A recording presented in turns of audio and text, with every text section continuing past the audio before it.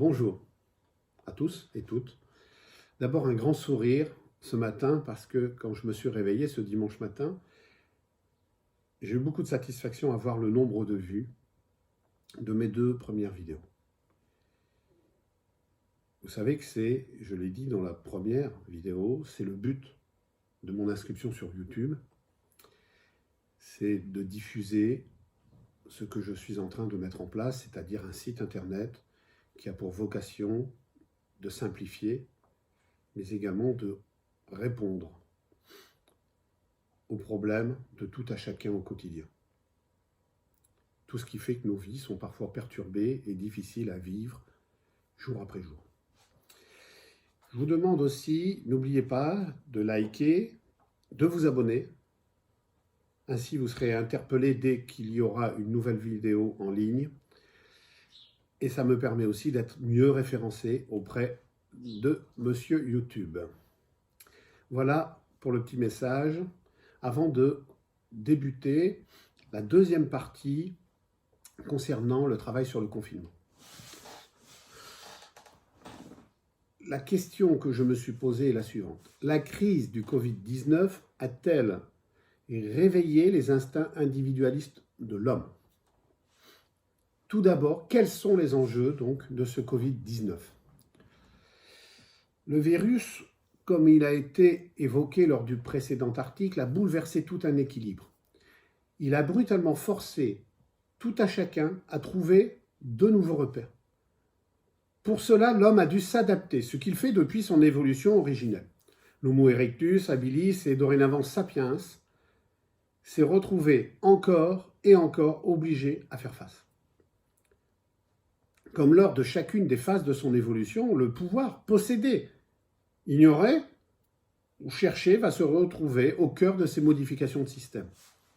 Le Covid-19 interpelle sur la vie, la mort, hier, aujourd'hui et demain. Sur qui nous sommes, sur ce que nous voulons devenir. Son immense espace d'incertitude engendre des réflexes archaïques, mais également des projections, mobilisant tout un monde tant émotionnel que de pensée. Quelles sont donc les dimensions de l'adaptation? S'adapter a un coût. Il oblige à réfléchir dans 2 directions, la perte et le gain. Effectivement, l'être humain imagine par anticipation les avantages et les inconvénients qui se profilent par ce changement de situation. Suivant ce qu'il est psychologiquement, il verra l'avenir favorablement avec joie et plaisir, utilisant une pensée optimiste ou utilisant ce que l'on appelle son efficacité personnelle perçue, fruit de ses réussites passées. Dès lors, cette nouvelle réussite viendra renforcer en lui le fameux « quant à faire face au changement ». Il sera donc dans le gain. Il pourra aussi tenter de neutraliser ses états émotionnels par des mécanismes de déni ou de rationalisation ou banalisation. D'aucuns utiliseront même les leviers du vieux pharmacien Coué, l'auto-persuasion. Pour ceci, ni gain, ni perte a priori à court terme. Mais nous pourrions avancer que cette réponse apporterait plutôt à moyen et long terme des pertes. Enfin, il peut se retrouver confronté à son cerveau reptilien où la peur est omniprésente, rappel de son temps de lutte pour survivre. À ce niveau, l'homme ne voit que la perte. La peur primaire, puis la secondaire dite anxiété, autrement dit l'inquiétude, et enfin, la peur tertiaire dite angoisse. Ces 3 émotions se profileront, provoquant différentes réactions. La peur peut le figer dans des éléments déprimants, voire dépressifs. Incapable qu'il serait de s'adapter, la peur au changement pourrait aussi l'amener à fuir, provoquant enlisement de la situation en ne répondant pas. Une procrastination qui finirait inexorablement par épuiser, la réalité étant subie et non maîtrisée. Enfin, la peur peut amener à lutter.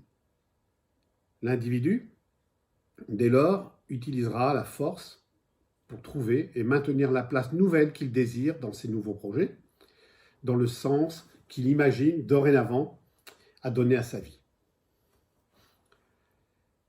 L'adaptation par la force, le pouvoir. L'individualisme place l'individu au-dessus des systèmes.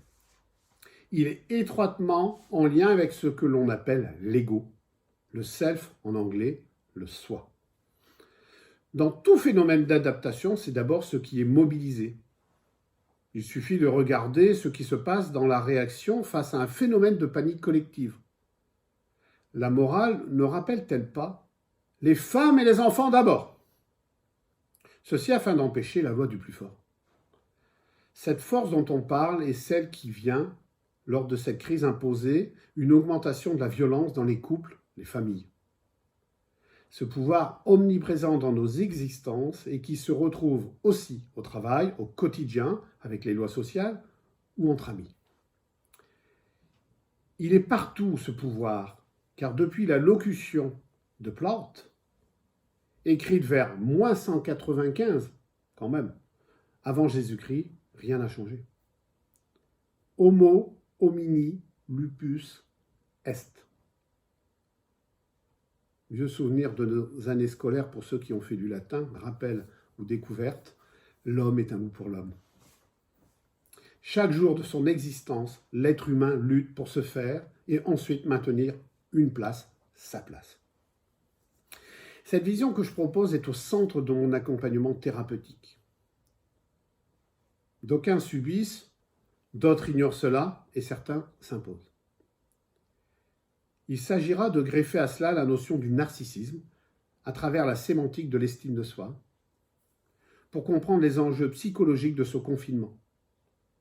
Il n'y a pour moi aucune notion de réveil, il y a juste la continuité de ces mécanismes.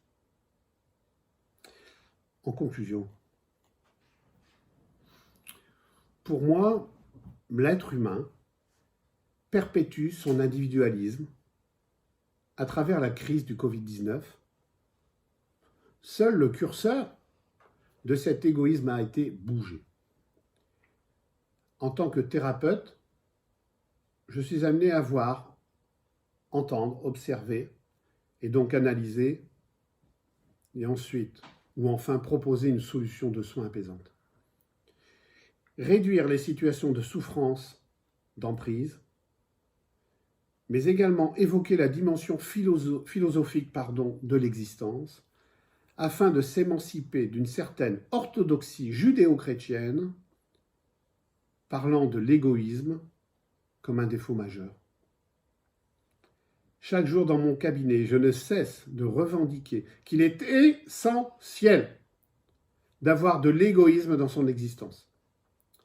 Dans une certaine mesure, il protégera de la perte de sens dans son existence, une vie dépendante des autres, mais aussi surtout peut permettre l'expression du non et du je, J-E, le pronom personnel, essentiel à chacun.